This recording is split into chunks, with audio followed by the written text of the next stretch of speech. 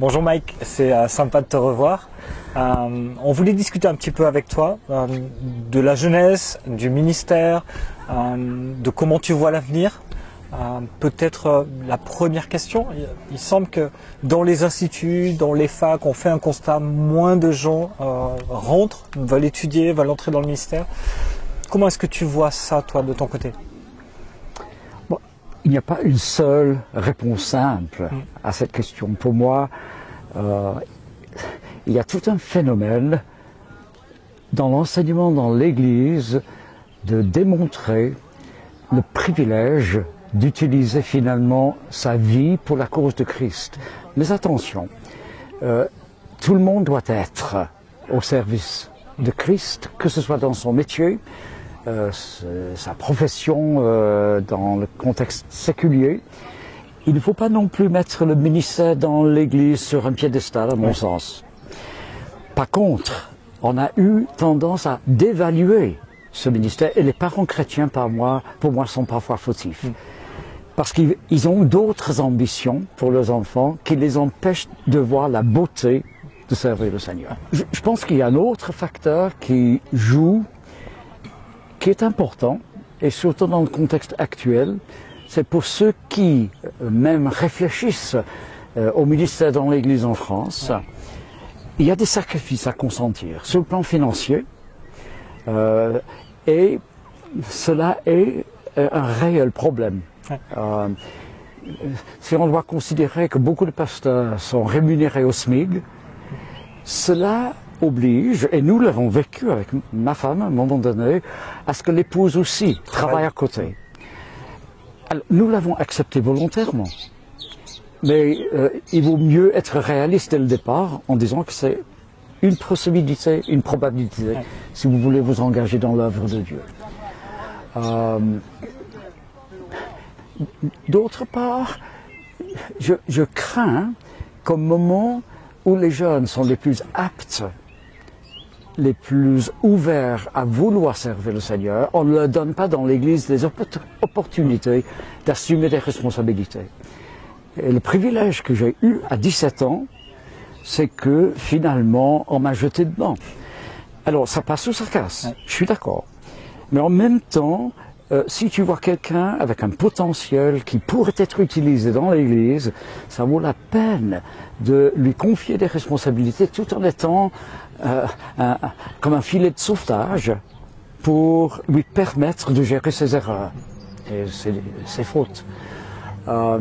Mais si tu ne confies pas à des jeunes des responsabilités avant qu'ils n'accèdent au mariage et à la carrière, la probabilité, c'est qu'on les perd.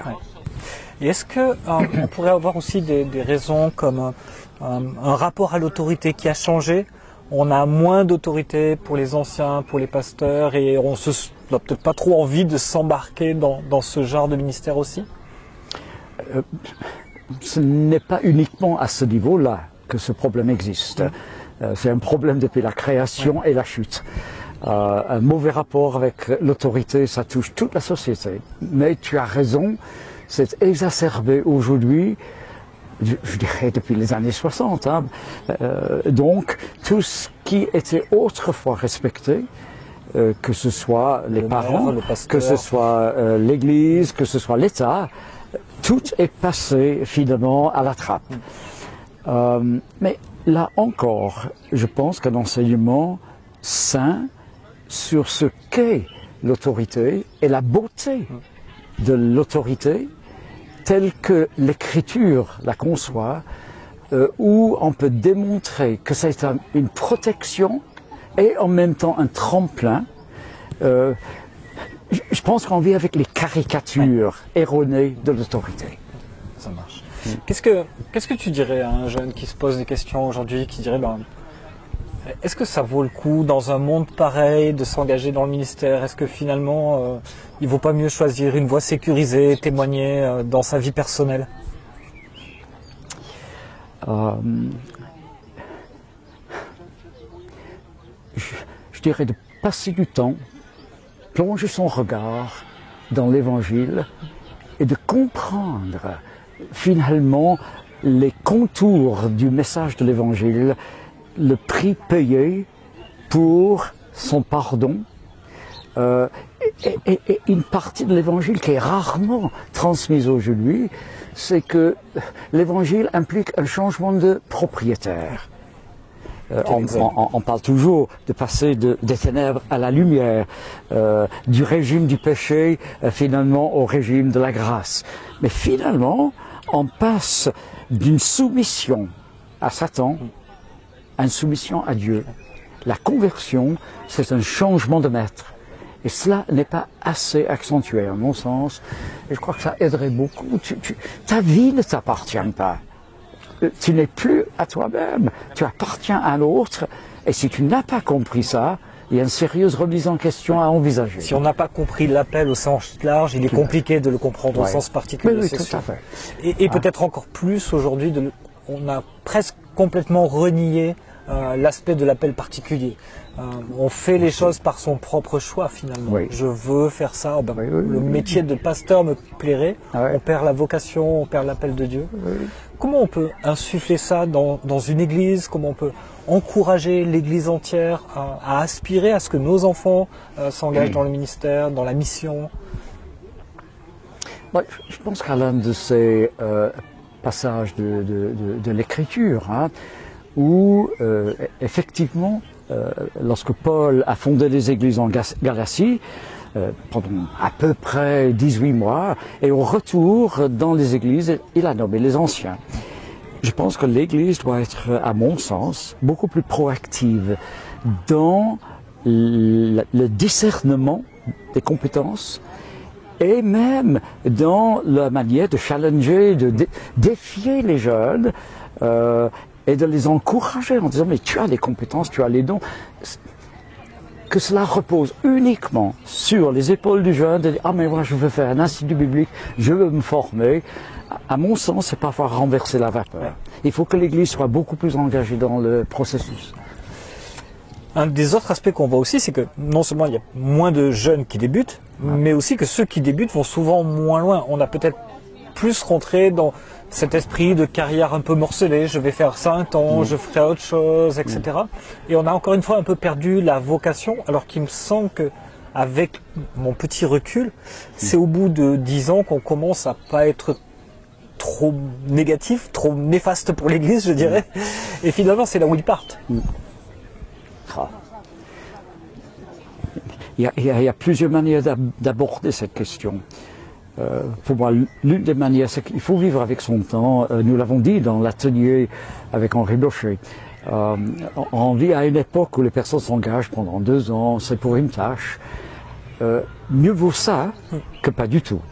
Et souvent, ces mini-engagements aboutissent et deviennent tremplin pour plus. Je pense qu'il y a autre chose.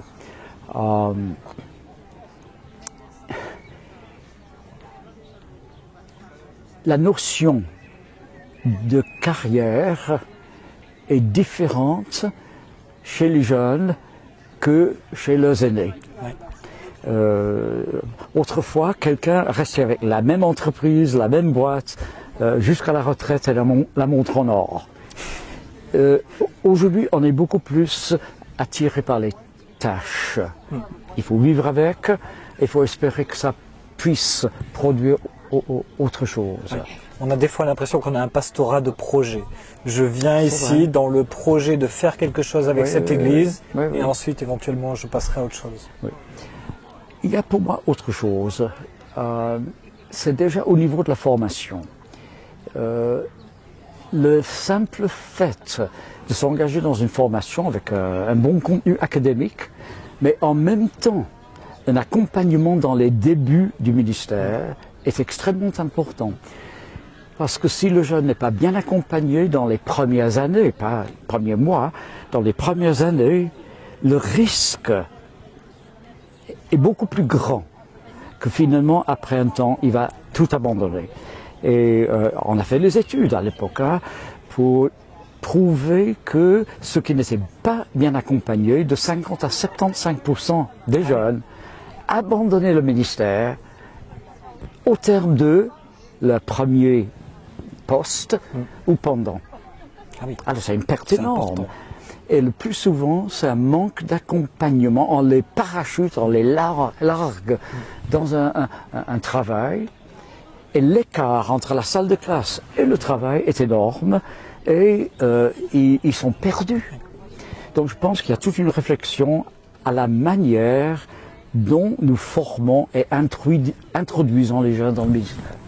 Et puis souvent en plus ces gens-là remplaçaient des gens qui étaient en place depuis longtemps, qui connaissaient tous les mécanismes de Oui. l'Église, toutes les subtilités, les personnes, et avaient la même exigence avec le nouveau qui Oui.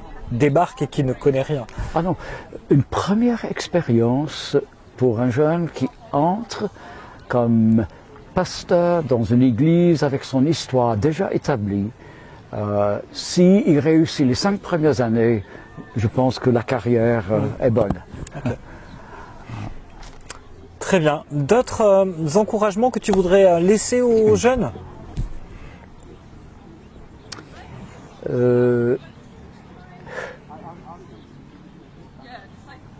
Pour moi, je dirais au terme d'une carrière, il n'y a pas de cause plus noble, plus difficile, mais plus stimulant et satisfaisant que de s'investir dans les personnes.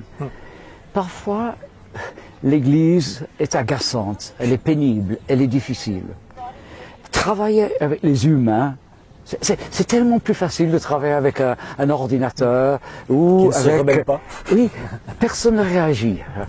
Mais travailler avec les humains veut dire que tu vas au-devant de situations compliquées, conflictuelles, pénibles, où tu te sens démuni, dépassé par les événements. Mais de voir les personnes petit à petit s'ouvrir à la parole, accepter des changements de comportement, il n'y a rien de plus satisfaisant. Ça ressemble à des parents qui éduquent leurs enfants. Il y a des années difficiles, les années de l'adolescence, mais quand tu vois tes enfants qui finalement arrivent eux-mêmes au mariage, qui ont à leur tour des enfants, se retournent vers toi après pour te dire « Ah, je comprends maintenant pourquoi tu as fait ça ». Alors je dis ça, c'est un petit peu le processus dans le ministère. Il faut patienter pendant de longues années, accepter des petits changements pour que, en fin de compte, les personnes parfois te le disent, parfois ne te le disent pas. On comprend. Très bien, merci pour cet encouragement final. Et puis à très bientôt. À bientôt.